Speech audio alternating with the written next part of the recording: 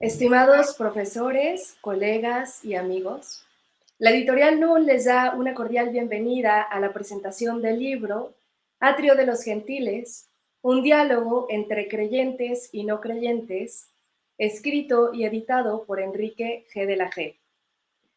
El libro Atrio de los Gentiles presenta las ponencias del Atrio de los Gentiles que el Consejo Pontificio de la Cultura celebró en la Ciudad de México en el año 2011.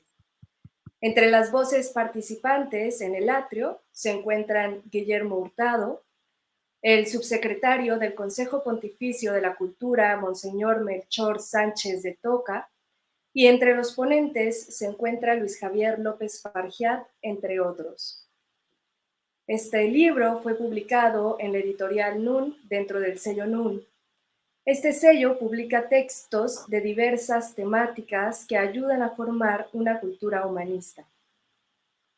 La presentación del libro estará a cargo de Guillermo Hurtado, de Vanessa Hernández Zambrano y Enrique G. de la G.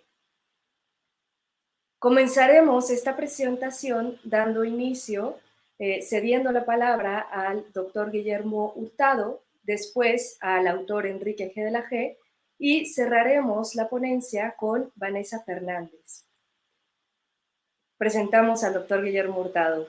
Él es licenciado en Filosofía por la UNAM y doctor en Filosofía por la Universidad de Oxford. Es investigador del Instituto de Investigaciones Filosóficas de la UNAM desde el año 1991.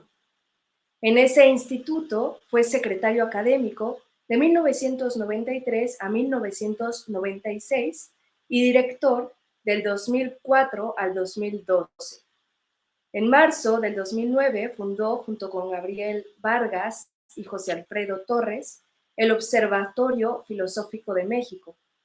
Es director fundador de Segunda Época de la revista Dianoia, autor de numerosos artículos en revistas especializadas y miembro del Consejo Académico del sello Sapiencia de la editorial NUN. Sus principales contribuciones a la filosofía están recogidas en sus libros Proposiciones Russellianas, ¿Por qué no soy falibilista?, México sin sentido, Dialéctica del naufragio y Definición y moraleja de la verdad. Sin más por el momento, doctor, le cedemos la palabra. Muchas gracias, muchas gracias. De veras que estoy muy contento de estar aquí en esta reunión virtual con los amigos de Editorial NUN, ¿no? Este es un libro que creo que nació para ser publicado en esta editorial. Evento de los Atros de los Gentiles se organizó cuando todavía no existía la editorial NUN, pero casi como que la prefiguraba, ¿no? El espíritu de esta editorial, de la que me alegra formar parte en su comité, pues es el de promover el diálogo inteligente, racional, plural, tolerante, entre todos los creyentes, pero también entre creyentes y no creyentes. Entonces, me parece que no podía encontrar mejor alojamiento este libro que en esta estupenda editorial de la que me encanta formar parte. Quiero sobre todo también dar las gracias a Enrique, que está allá en Alemania, igual que Vanessa, ¿no? Me alegra mucho que podamos tener este diálogo transatlántico. Darle gracias a Enrique porque, pues, si no hubiera sido por él, seguramente, pues, esto se hubiera perdido en el tiempo, ¿no? En la memoria. Originalmente se tuvo el proyecto de que estos ensayos se publicaran en Vuelta, en Letras Libres, ¿no? No sé por qué sigo pensando todavía ¿no? en el papá y no en el hijo, ¿no? Y bueno, pues por diversas razones ese proyecto pues, no se pudo llevar a cabo, ¿no? Enrique, que en aquel momento colaboraba con la revista y con la editorial de Letras Libres, se quedó con el gusanito de publicarlo, ¿no? Y pasaron años, muchos años, y por fin, ¿no? Vemos que este libro ya sale a la luz, ¿no? Insisto, es un resultado del esfuerzo, la perseverancia de Enrique. Le doy muchas gracias, ¿no? Porque él creo que entendió perfectamente cuál era el sentido de este proyecto, cuáles son los ideales que están detrás de este proyecto. Y creo que el que ahora el libro esté en papel, ¿no? Nos permite no solo recordar aquel suceso que fue ese primer atrio de los gentiles en México, en América Latina, fuera de Europa, ¿no? Sino también yo creo que nos puede ayudar a mantener viva la pequeñita flama, ¿no? Que se prendió en ese momento, ¿no? Que es una flama que está inspirada en el ideal del diálogo, ¿no? De la comprensión, del acercamiento entre los seres humanos. Y creo que hoy en día en el que vivimos tanta polarización, tanta violencia en todo el mundo, ¿no? Esa pequeña flama, pues debemos cuidarla, ¿no? Eh, hacerle, como decimos, se dice aquí en México, dicen los niños, vamos a hacerle casita, ¿no? A esa flama para que no se acabe. Y este libro, pues es una modesta contribución a ese espíritu de reconciliación, de encuentro entre los seres humanos.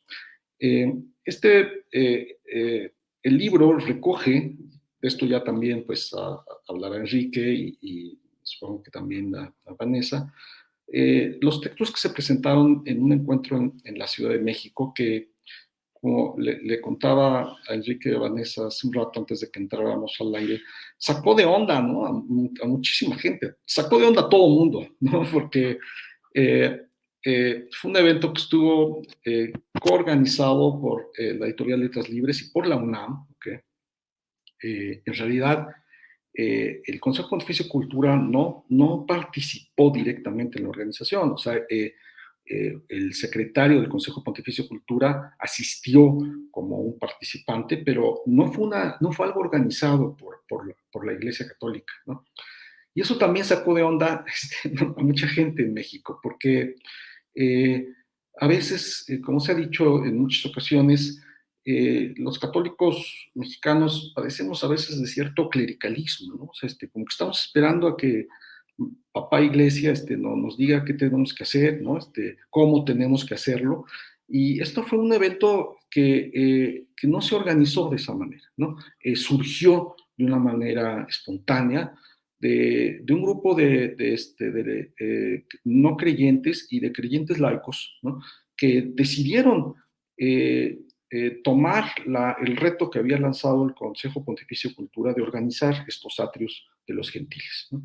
He de decir que por parte el Consejo Pontificio de Cultura, que en aquel momento estaba encabezado por el siempre recordado Cardenal Rabasi, bueno, recordado porque ya no está al frente del Consejo Pontificio, él le pareció que la idea era estupenda, ¿no? Por así decirlo, la patente la soltó, dejó libre el proyecto y fue así que pudimos, un grupo de amigos, reunirnos a hacer este evento que, como dije, sacaba de onda a todo el mundo, porque se organizó en la UNAM, ¿no? O sea, en un sitio de la UNAM que estaba repleto, ¿no? Y la UNAM, decían, bueno, ¿qué tiene que ver la UNAM con esto, con el diálogo religioso, en fin, etcétera? Como sabemos, la UNAM es un lugar muy hostil a este tipo de actividades, tanto así que, pues bueno, o sea, no hay estudios, por ejemplo, no hay una licenciatura, una maestría, un doctorado en estudios religiosos. Es una universidad que entiende casi de manera oficial el laicismo como un anticlericalismo, y más allá de eso, como una institución contraria a todo tipo de religiosidad. Entonces, que se organizara la UNAM era una cosa muy rara. Luego estaba la revista Letras Libres también, o sea que no se conoce mucho por esa tendencia, aunque claro, dentro de su consejo editorial hay una persona como Gabriel Said, o sea que creo que este proyecto le pareció muy interesante. Y entonces también de parte de la Iglesia Católica en México, pues se sacaron mucho de onda, se sorprendieron, porque la iniciativa no había venido de ellos, ¿no? Entonces como que se sintieron, yo creo que un poquito mal, porque quizá se sintieron culpables de que ellos no habían pensado en hacer algo así antes, ¿no? Después organizaron muchas otras cosas, o sea, creo que en ese sentido este evento detonó, ¿no? Este tipo de encuentros. Fue un encuentro muy bonito, creo que los textos hablan por sí solos, fue un evento de alto nivel académico y me alegra mucho que se hayan podido reunir esos textos. No hablaré sobre ellos, supongo que Enrique y Vanessa lo harán, o sea, nos harán una lectura ya más del libro. Yo quería hablar un poco, no tanto del libro, sino de cómo fue que se gestó este proyecto y cómo fue que nació este libro. Creo que los textos que se recogen en este libro pueden ser una semilla para futuros diálogos. Ojalá que se pueda hacer, ¿no? Creo que este es un proyecto que la editorial NUN en particular podría acoger, como ya dije, de una manera muy congruente con su propio ideal de la cultura, de una cultura humanista, abierta, tolerante, pero también, por supuesto, de inspiración cristiana. Y quizá podríamos pensar, ¿no? Estoy pensando un poco en voz alta, que se hicieran otros libros en esta misma serie, ¿no?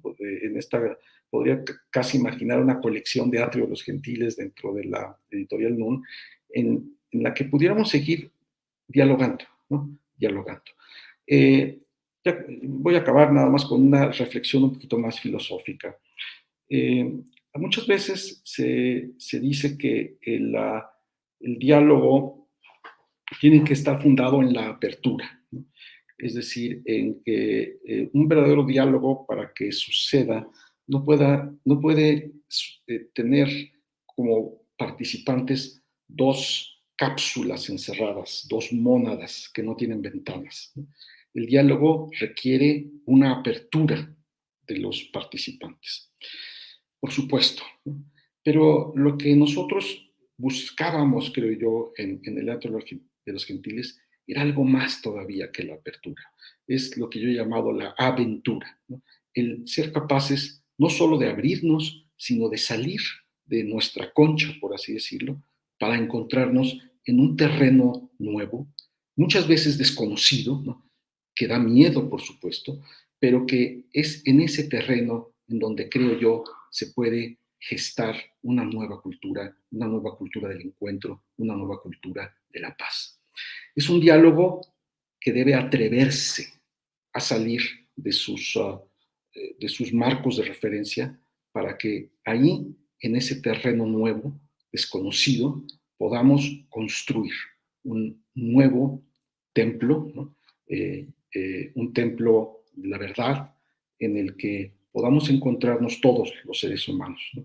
Y podamos construir una nueva sociedad, dejando atrás las conchas en las que muchas veces, ¿no? Nos recluimos.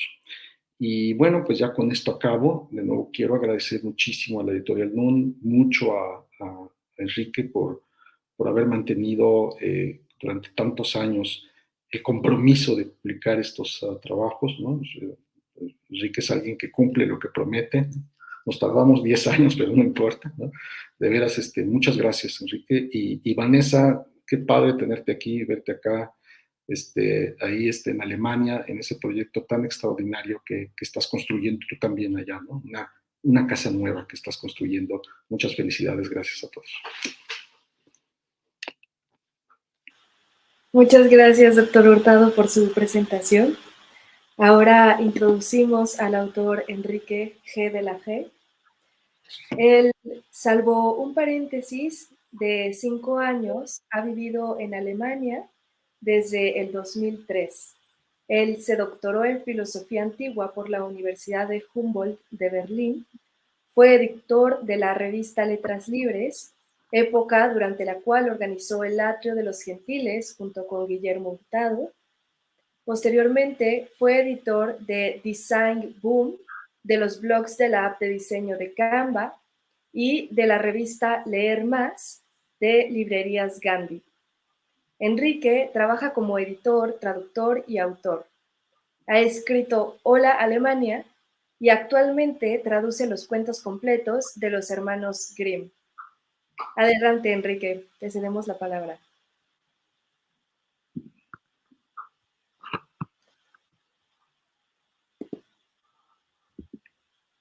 Muchas gracias, Marijo, por la presentación. Muchas gracias, Memo, por tus palabras. Y gracias a Vanessa por estar aquí.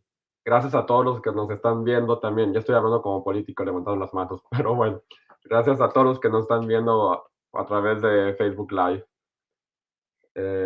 Memo ya platicó la gestión de cómo se gestó este proyecto, pero me gustaría añadir algo más a esa historia.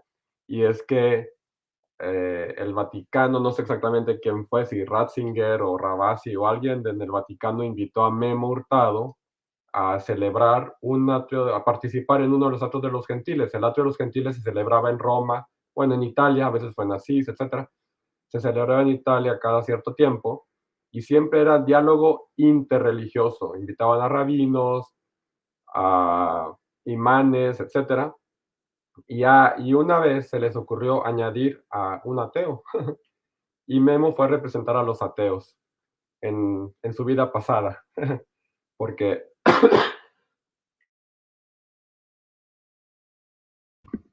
perdón, voy a salir una gripa durísima.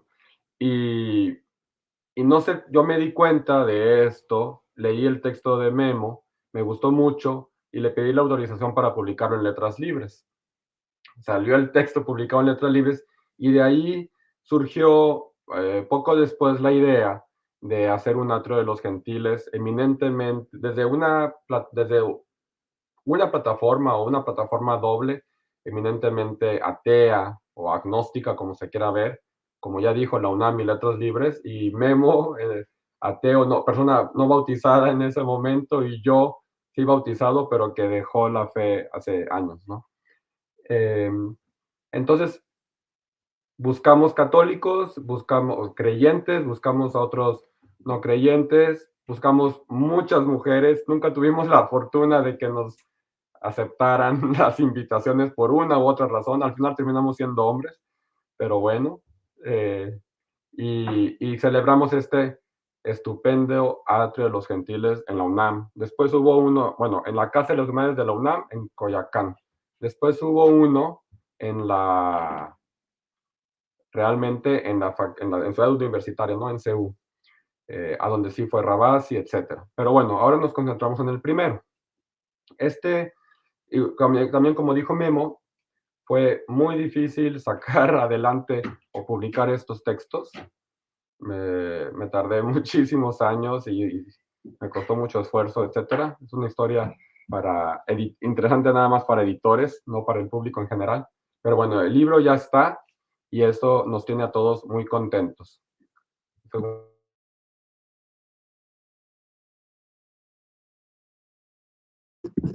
Listo. Entonces, el libro contiene, como ya explicaron, la presentación que se dio esa noche o esa tarde.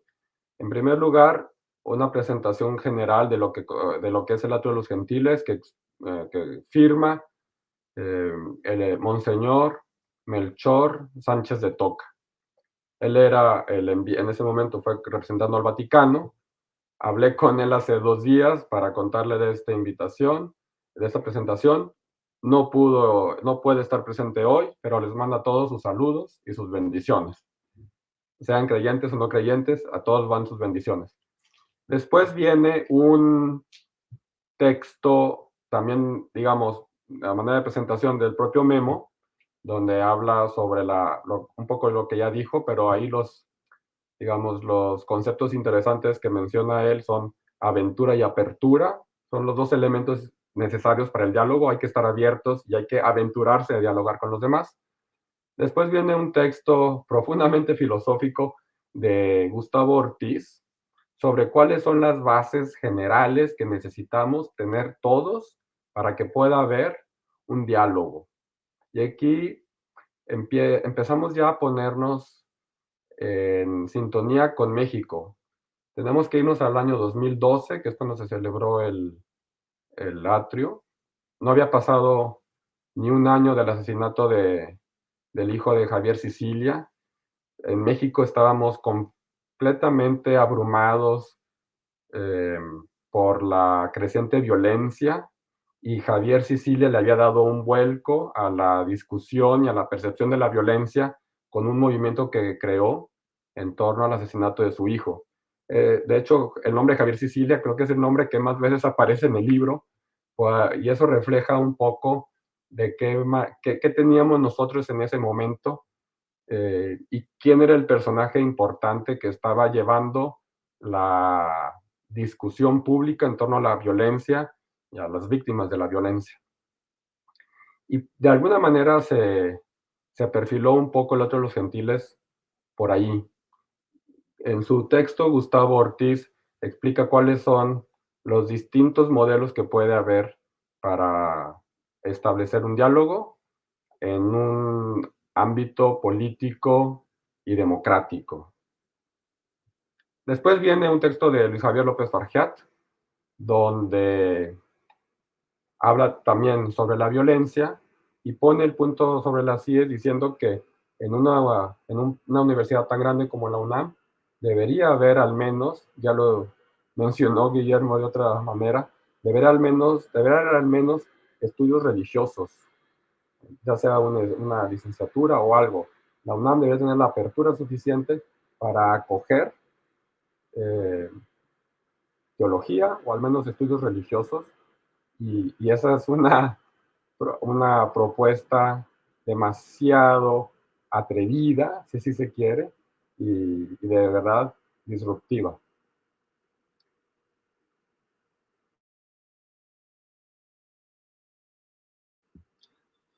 Y luego viene mi texto, que es el que mejor conozco y en el que voy a profundizar un poco más ahora, porque yo acababa de pasarme 8 años en Alemania, como explicó Marijó, acababa de volver a México, no tenía ni un año de haber vuelto a México, tendría unos 6, 7, 8 meses. Y Alemania es un país religioso, México es un país laico, y el contraste, para mí, el vivir en un país laico siempre fue algo que era pues, la única realidad que yo realmente había conocido. Cuando vine a Alemania a vivir en un país religioso me empezó a parecer raro y empecé a conocer las diferencias, y, y empecé a valorar el trabajo, por así decir, de Benito Juárez. Decir, bueno, la separación de Estado-Iglesia tiene sus ventajas, porque yo que vivo aquí en un país religioso no me termina de convencer. Tiene una serie de consecuencias en la vida diaria y hasta en la vida fiscal, ¿no? Entonces, esos choques se ven en temas que siempre son polémicos, como pueden ser el aborto o la homosexualidad, ¿no? Donde es difícil que los distintos públicos se pongan de acuerdo.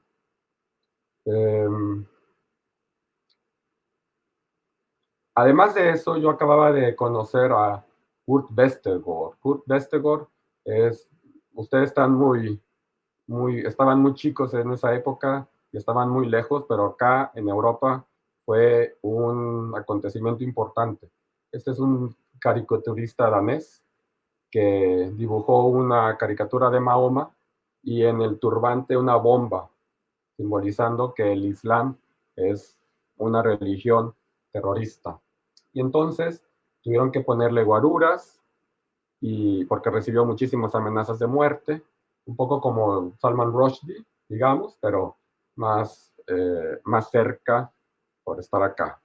Menos dramático, si se quiere. Pero bueno, fui a entrevistarlo justamente para Letras Libres, con guaruras, vivía en una casa un poco como la de Trotsky en México, con puertas pequeñitas como de submarino, que tienes que paredes y puertas de acero.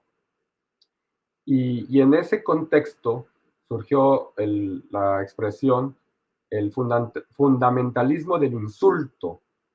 Y el fundamentalismo del insulto es cuando dices algo, cualquier cosa, y te sientes herido en tus sentimientos. Entonces, Westergaard y la gente en torno a a su caricatura y a su publicación decía que hay que desarrollar una piel más gruesa. Y yo pensé que justamente ese desarrollar una piel más gruesa para el insulto y que la gente diga lo que quiera, por ejemplo, cuando estamos en México manejando un coche y te mentan la madre, ya tienes la piel tan gruesa que no te importa que te lamenten. Es distinto que te lamenten en el circuito interior a que te lamenten en otro contexto, ¿no? Entonces, en ese sentido sí hemos desarrollado una piel gruesa, pero no tanto en la vida política y en la vida democrática. Entonces pensé que quizá a través del arte podríamos desarrollar esa piel más gruesa. Y se me ocurrió una tesis, y es que eso, la falsificación de esa tesis o comprobación de esa tesis habrá que dejársela a los historiadores del arte. Y aquí quizá vaya a decir algo Vanessa al respecto, pero porque Vanessa es el experto en arte aquí. Pero a mí me llama la atención que los mexicanos hayamos crecido en un contexto donde el barroco, churrigueresco, etcétera, el barroco que conocemos de las iglesias, haya tenido tanto éxito en México durante la colonia, 300 años. Entonces yo me pregunto en el artículo si tanta violencia que presenta y tanta sangre que presenta el barroco en las iglesias, en la crucificación de la Semana Santa, crucifixión en la Semana Santa de Iztapalapa, todas las obras de arte que vemos en las iglesias, y eso no nos habrá modulado de alguna manera o habrá despertado nuestro apetito por más violencia. Y si no nos ha quizá anestesiado de alguna manera o nos ha hecho relativizar la violencia. Y quizá por ver tantos Cristos sangrantes, por decirlo rápido, y ver que es algo aceptado y querido y adorado por nuestras abuelitas y nuestras mamás, etcétera, quizá eso nos llevó inconscientemente a relativizar la violencia y por eso somos un pueblo tan violento. Podemos darle la vuelta a nuestra afinidad hacia la violencia a través del arte. Entonces, pienso también que existe en México un gusto también desaforado por lo kitsch. Hace poco vi un concepto que yo no conocía, que es la licuachela. La licuachela es una licuadora llena de chela y con 1000 cosas más, gusanos, tamarindos, etc. Es una obra de arte, lo más kitsch y lo más cursi del mundo. Y no solamente hay eso, en Netflix hay toda una serie que se llama La Divina Gula, que obviamente no he visto, pero ya vi el recetario, y es la comida de la calle llevada a su máximo esplendor, al grado Netflix, y todo es absolutamente kitsch, ¿no? Es justamente lo opuesto de la comida sofisticada como tipo Enrique Olvera. Entonces, los mexicanos tendemos también a lo kitsch, así como tendemos a eso, a lo barroco y a hablar retorcidamente, etc. También tendemos a lo kitsch. Y lo kitsch, decía Theodor Adorno, el filósofo alemán, es difícil de definir, pero tiene una característica y es su pacifismo. Entonces, quizá en el kitsch o en alguna otra manifestación artística, que ojalá no sea el kitsch la solución, pero lo digo un poco de manera irónica, quizá en el arte encontremos la solución al pacifismo. Y si hay un autor, perdón, si hay un artista más cursi, más kitsch, que, que menos me gusta en el mundo es Rubens. Y Rubens vivió y trabajó a la sombra de la guerra de los 30 años. Y esa estaba haciendo una especie de contrabalance a esa guerra despiadada que dejó millones de muertos y que a final de cuentas fue un confrontamiento entre católicos y protestantes, entre la reforma y la contrarreforma, ¿no? Entonces, bueno, para concluir, hay una serie de manifestaciones en el arte que provocan a los creyentes, provocan a los no creyentes, pero podemos utilizar y entender el arte y la estética en general como un piso en común donde podríamos encontrar puntos de acuerdo para entendernos, y si no, una arena, un ambiente donde podemos desarrollar esa piel más gruesa para que cuando nos mentan la madre no nos duele. Muchas gracias, Enrique, por tu presentación. Invitamos a todos los que nos están escuchando, a toda la audiencia, a publicar tanto en Facebook como en Twitter las preguntas que vayan teniendo o los comentarios que surjan a partir de estas intervenciones. Al final de la presentación destinaremos un tiempo para poder comentarlas y también para resolver preguntas entre los ponentes. Muy bien, pues cerramos esta sesión con broche de oro, presentando a la familiaris cisterciense Vanessa Fernández Zambrano. Una disculpa si dije Hernández en el pasado, es Fernández. Bueno, Vanessa Fernández Zambrano es familiaris de la Orden Cisterciense por el monasterio de Heiligenkreuz en Austria. Vive en Alemania del Este desde el 2018 apoyando la nueva fundación monástica cisterciense María Friedenshort en Neuzell. Una parte importante de su tiempo vive en clausura en el monasterio cisterciense de Sant Marietal, cerca de Görlitz. Vanessa es historiadora del arte, graduada de Sotheby's Institute en Londres en la licenciatura y la maestría. Vanessa es miembro fundador en la mesa directiva del Patronato de Arte Contemporáneo en México. Fue directora de la Fundación Olga y Rufino Tamayo del Museo Tamayo. Fue VIP Consultant en la Feria Frieze Arts Fair en Londres y en Nueva York. Vanessa creó y dirigió la editorial Celeste, fungiendo como propietaria, pero también como editora en la mayoría de sus publicaciones. Entre numerosas revistas y libros, principalmente culturales, que publicó, se encuentran Celeste y la internacionalmente premiada revista Baby, Baby, Baby. Pues adelante, Vanessa, te cedemos la palabra. Hola, gracias, felicidades a todos.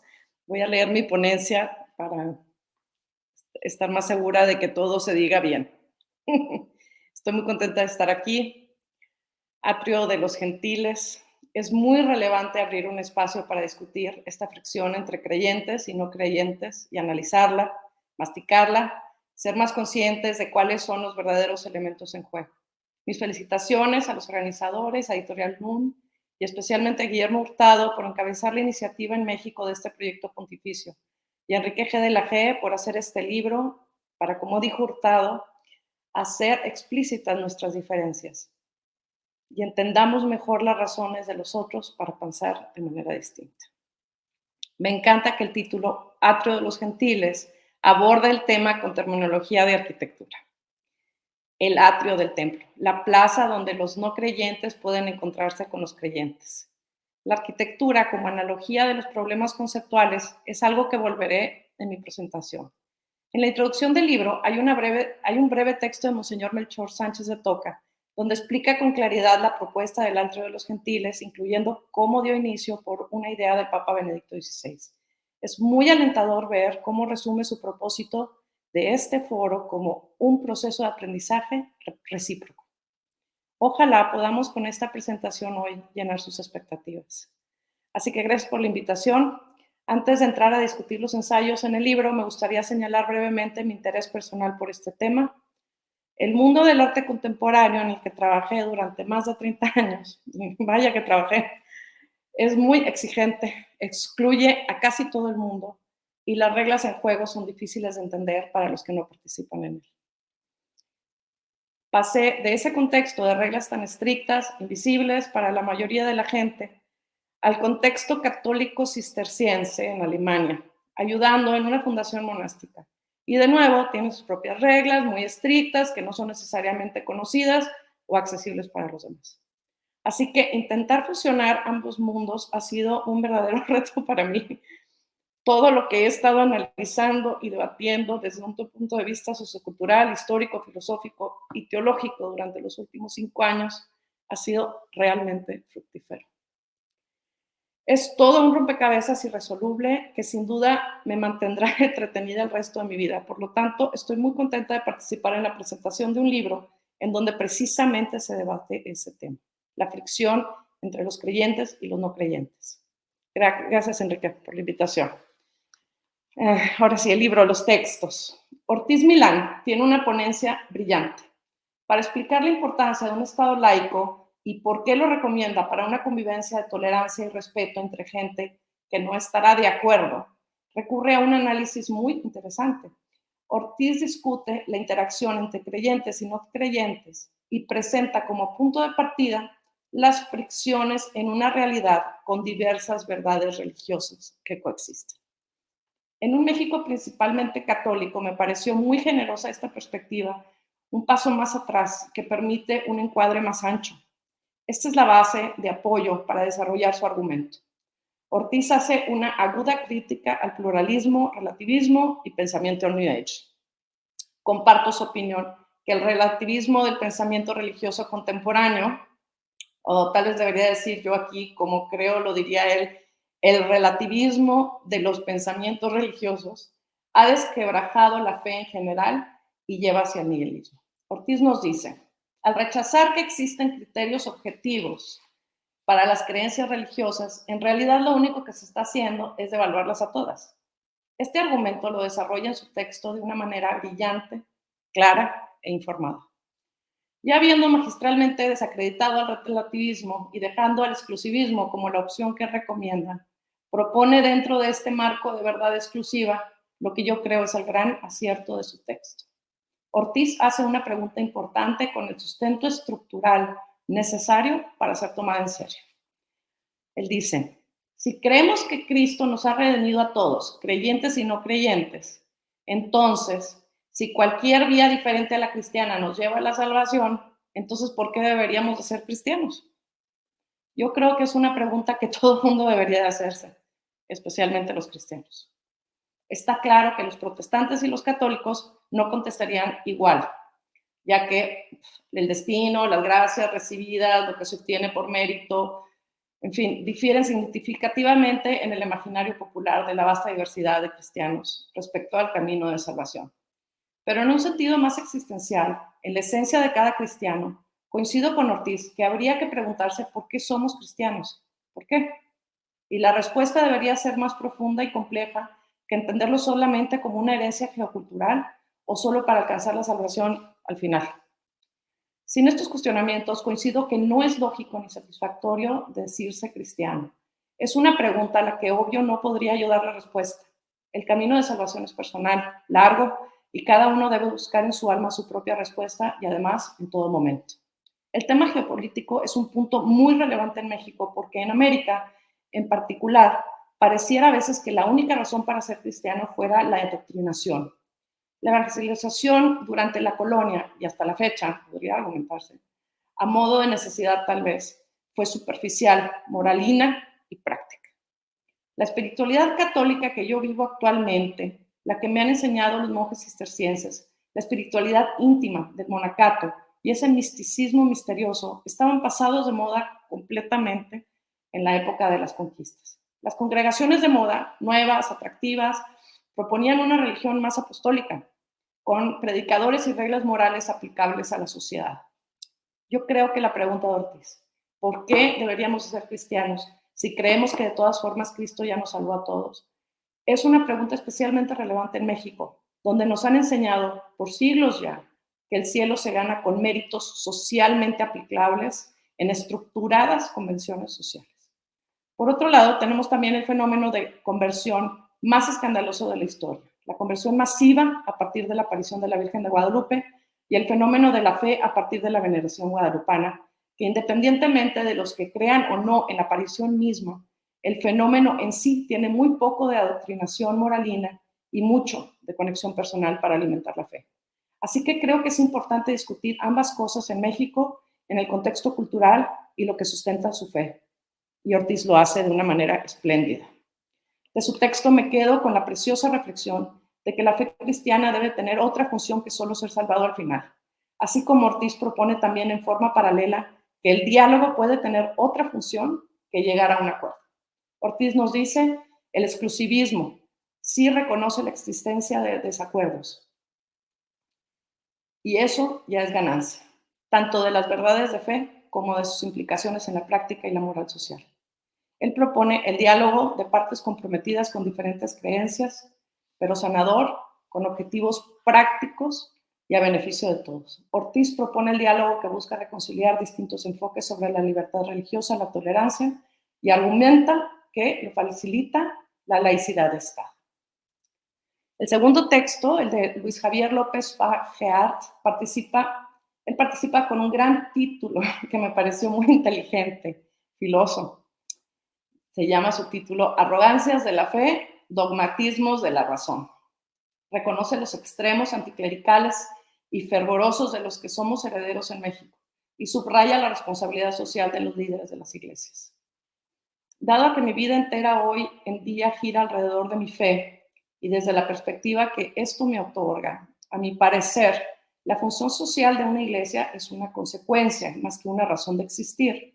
Sin embargo, su análisis humanista y crítico es muy relevante y puntual.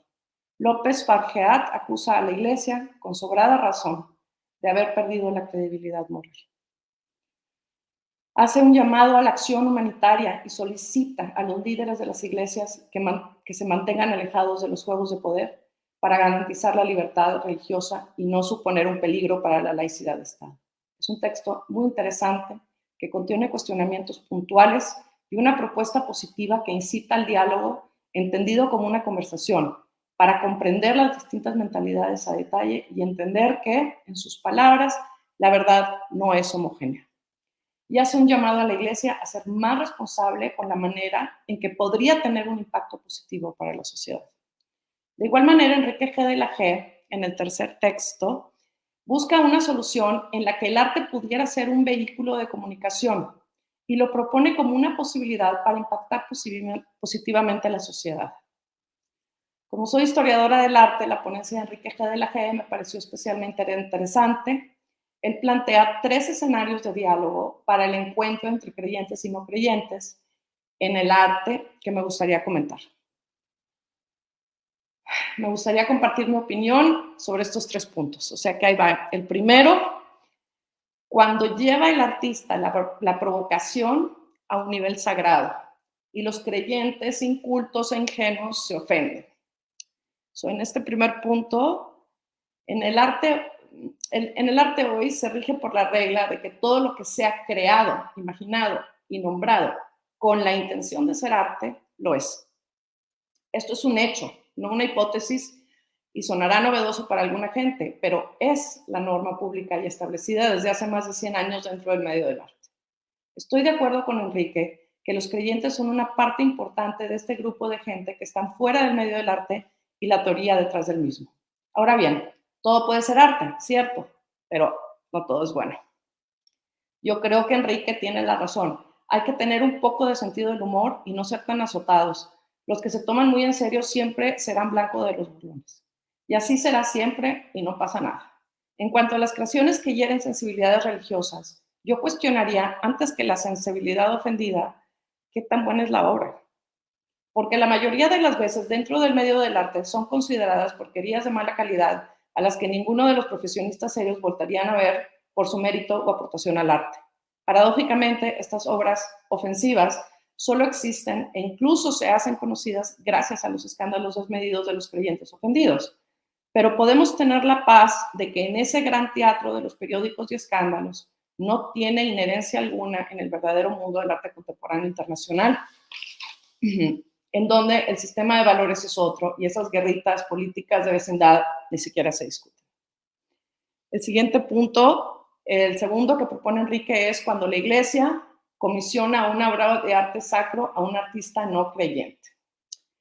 Me parece el más importante de los comentarios de Enrique por varias razones. La primera, porque la Iglesia Católica siempre fue el gran patrón de las artes. Si entras a los museos del Vaticano, te maravillas de sus colecciones, pero eso ya no es verdad hoy, ni lo ha sido en los últimos 200 años, al menos. sería muy interesante investigar cuál fue la última adquisición de las colecciones del Vaticano de una obra en verdad relevante para la historia del arte de la humanidad.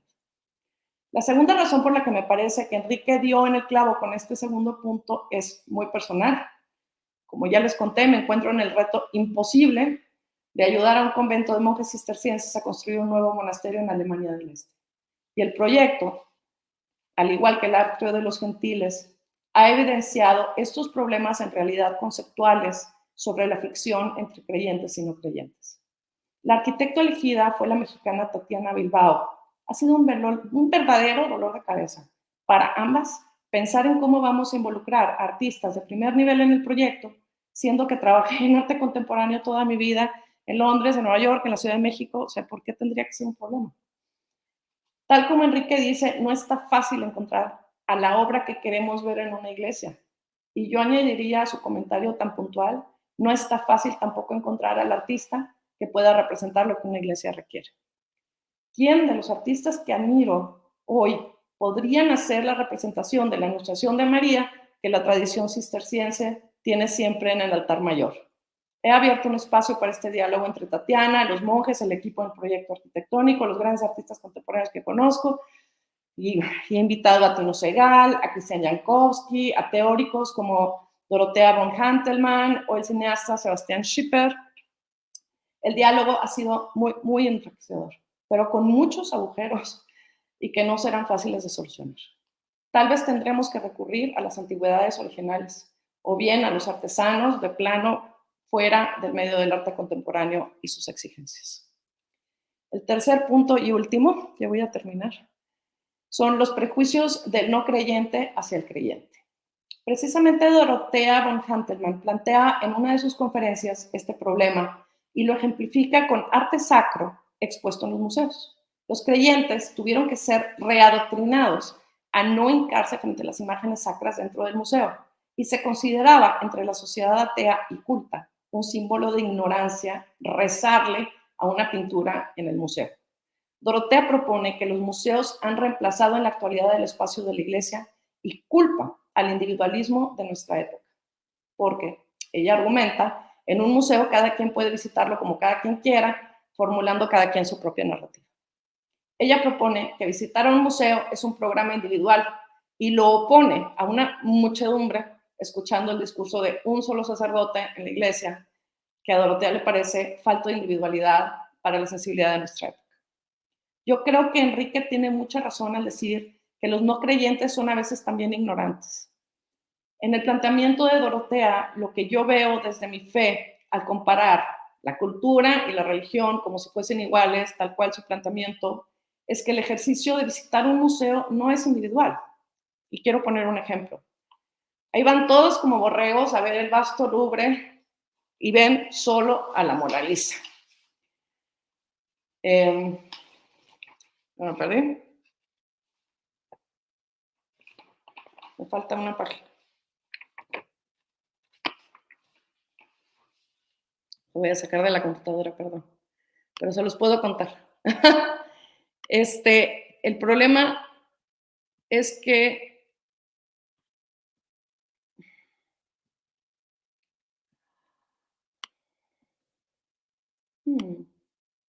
ya regresé, disculpen.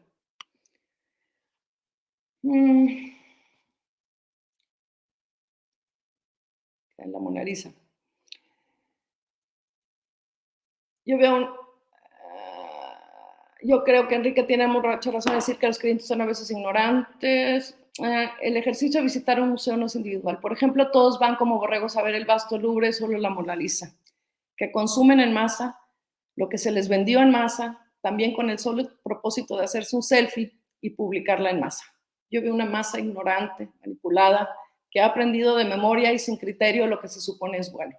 Como resultado, nadie voltea a ver al San Juan Bautista de Leonardo da Vinci que está colgado enfrente de la Mona Lisa y que es igualmente interesante, si no es que más. Aunque sea horrible generalizar, lo que busco con este ejemplo de la Mona Lisa es hacer una buena caricatura de lo que puede ser ese público no creyente y supuestamente informado. Yo no creo que en este ejemplo se pueda decir que la visita del Louvre sea una actividad individual. Por oposición, cuando un fiel acude a una iglesia, Ese fiel tiene una relación personal con Dios, que no tiene nada en su esencia que ver con el comportamiento masivo, simplemente son muchos los que tienen una individual relación con Dios, pero es una multitudinaria individualidad, a mi parecer. O en todo caso, eso debería de ser. Yo creo que hay que dar por sentado que el diálogo es difícil, porque ambas partes son ignorantes de la otra, y en ninguna forma una es superior al antagonista. Si le comisionas a un arquitecto hacer un altar, sería importante que el arquitecto tome en cuenta para qué sirve el altar y el uso que se le va a dar. Porque por decir una banalidad, si el altar está muy chaparrito, pues sería incómodo y el sacerdote va a tirar todo durante la liturgia.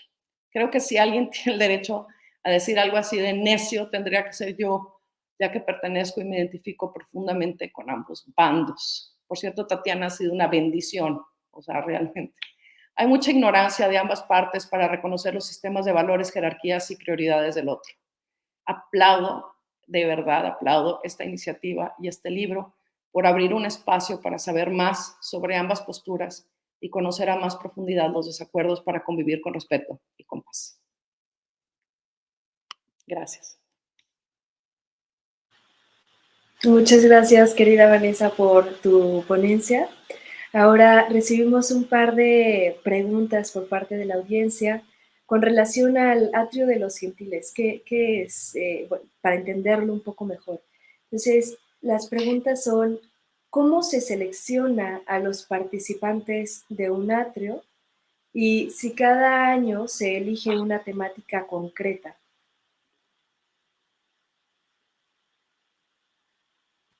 Si quieren, yo puedo responder rapidísimo eso. El Atrio de los Gentiles es un proyecto del Consejo Pontificio de Cultura que, pues, cada año, pues, seleccionaba temas, hacía invitaciones, en fin, etcétera, ¿no? Entonces, es un proyecto que creo que sigue existiendo, ¿no? Aunque desde que el Papa Benedicto XVI dejó de ser Papa en activo y se convirtió en Papa emérito, el proyecto dejó de estar en el centro de la atención, yo creo, del Consejo Pontificio de Cultura. Con el Papa Francisco ha habido otros proyectos que se han tomado en cuenta, pero sigue existiendo, ¿no? Entonces, yo creo que quienes estén interesados en esto, pues pueden escribir directamente al Consejo Pontificio de Cultura, ¿no? Pueden buscar la página web. Pero también yo creo que, como señalaba antes, lo interesante de este atrio que hicimos nosotros fue que lo hicimos un poco, pues, así, por la libre, ¿no? Entonces, yo sí creo que este proyecto no es propiedad de nadie, ni siquiera de la iglesia, ¿no? Y que, pues, todos podemos imaginar y crear atrios de los gentiles en donde estemos. Muy bien, muchas gracias. Ahora, si alguien más de la audiencia quiere colocar algún comentario, adelante. Y por parte de los presentadores, ¿les gustaría hacer alguna pregunta a alguien más de esta mesa? Yo quería agradecerle a Vanessa, que fue la última que habló, la lectura tan minuciosa que hiciste, los comentarios tan, los resúmenes, por así decir, la síntesis es la palabra que buscaba, de cada uno de los textos. Y aunque yo ya sabía tu proyecto de transformar una antigua cárcel de la República Democrática Alemana, de Alemania del Este, para decirlo rápido, en un convento cisterciense, me parece, desde que me lo platicaste hace unos años, me pareció algo absolutamente genial. Y bueno, claro, pues como jamás, cuando yo escribí este artículo, jamás me imaginé que estaría un día hablando contigo sobre esto y ¿sabes? Y conociendo los quebrantaderos de cabeza que has tenido para encontrar artistas que puedan, digamos, embellecer tu convento, ¿no? Y tus capillas y lo que estés construyendo, ¿no? Sí. Entonces, pues sí, me imagino, es que en el mundo del arte también está, como decía Memo, esas dos conchas que difícil que haya comunicación, ¿no? Pero bueno, pues hagamos algo, resolvamos el problema. Por supuesto. Escuchar y dialogar, yo creo que es una parte importante de la solución. Sí.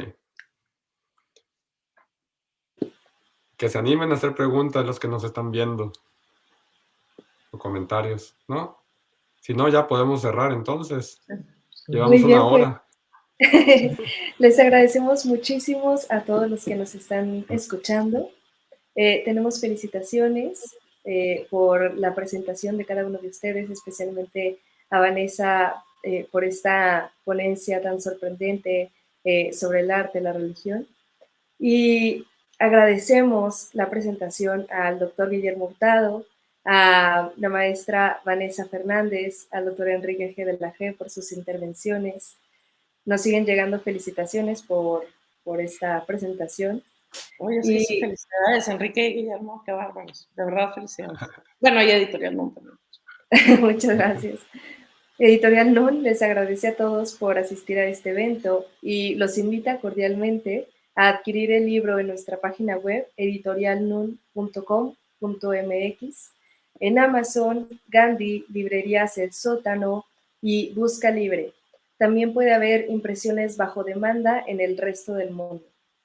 Asimismo, pueden participar en el giveaway que dará comienzo al término de esta presentación para ganar un ejemplar de este libro. Para participar, solamente tienen que comentar con un emoticón en la publicación del gráfico del giveaway en nuestras redes sociales, Facebook, Twitter o LinkedIn, y solamente se tomará en cuenta un emoticón por participante. Bueno, pues mucha suerte para quien va a ganar este sorteo. Y de nuevo, muchas gracias a todos por esta presentación, por este libro y muchas felicidades. Gracias. Gracias. Saludos a todos. Un abrazo. Igual.